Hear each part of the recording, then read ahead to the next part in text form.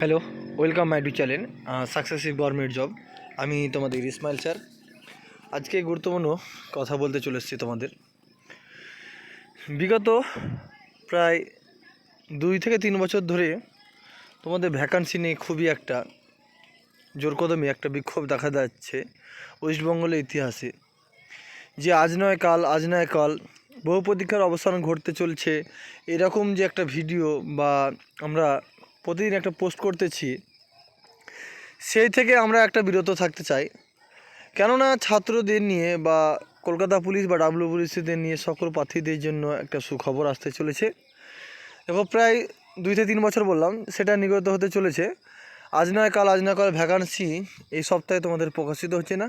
Problem হচ্ছে তোমাদের যে একটা সিট, যেটা কথা বলছিলাম, যে একটা পরীক্ষা নিয়ে কথা, যে প্রিলিমসে পরীক্ষাটা থাকবে না দুটো পরীক্ষা হবে, এই বিষয় নিয়ে একটু মন্তব্য চলছে। যেটা আমরা কালকে খবর পেয়েছি, আমি খবর পেয়েছি তোমাদের বিগ আপডেট, যেটা খবর পেয়ে আজকে তোমাদের কাছে তো পুরো যাচাই করার পর ভিডিওটা বানাচ্ছি।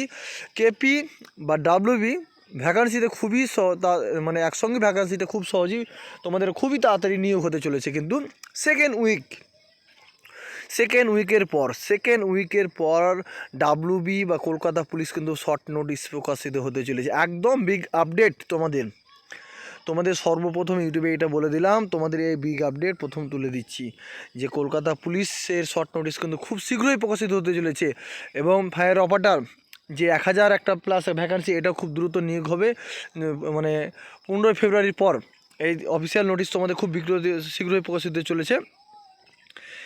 মানে যে ইডাব্লিউএস কোটা যে গণ্ডগোলটা এটা হয়েছে, সবই রিজার্ভ থাকছে এবং সিলেবাসও পরিবর্তন। সিলেবাস তোমাদের ডাব্লিউবিতে যেমন 2011 সালে যে এক্সাম সিলেবাসটা হয়েছিল, সেই বিষয়ে কিন্তু তোমাদের এটা হবে।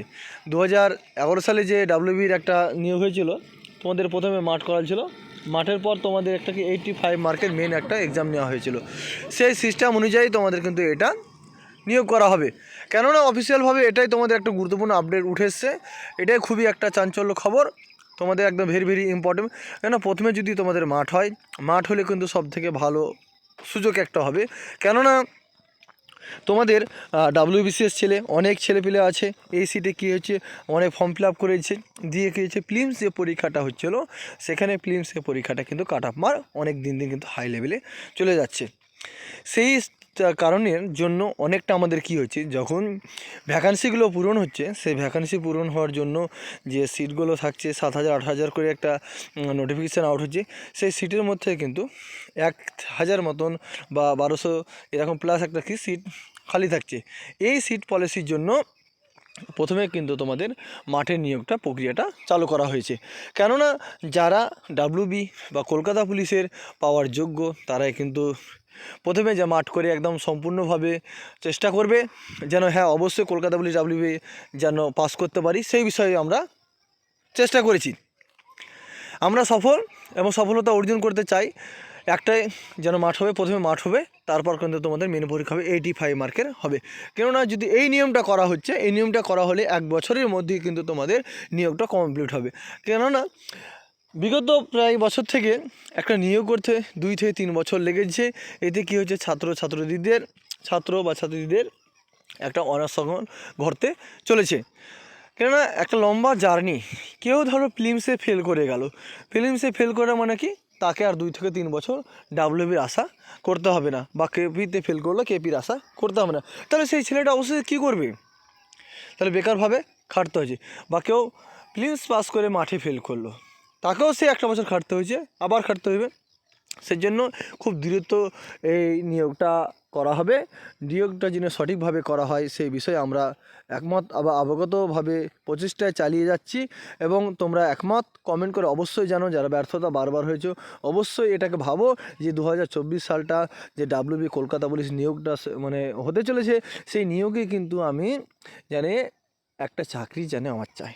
সেখানে একদম ক্যালেন্ডারে লিখে নাও, 2024 সালে লিখে নাও যে অবশ্যই 2024 সালটা আমার যে কোন 3টা ফর্ম ফিল আপ, সেই 3টা ফর্ম ফিল আপের মধ্যেই কিন্তু আমি যেন একটা চাকরি পাই। ঠিক আছে, এই বিস্তারিত তোমাদের আলোচনা। তোমাদের সিলেবাস কিন্তু বলে দিলাম, 85-এর মধ্যে সিলেবাস থাকবে, 15 মার্কের ইন্টারভিউ, 2011 সালে যে কেসটা হয়েছিল রিজার্ভ তালিকা সবই থাকবে এখানে। ঠিক আছে, আর বিস্তারিত আলোচনা ভিডিওর মধ্যে বলে দিলাম। কারো যদি কোনো প্রবলেম থাকে অবশ্যই কমেন্ট করে জানাবে। দেখা হচ্ছে পরের ভিডিওতে।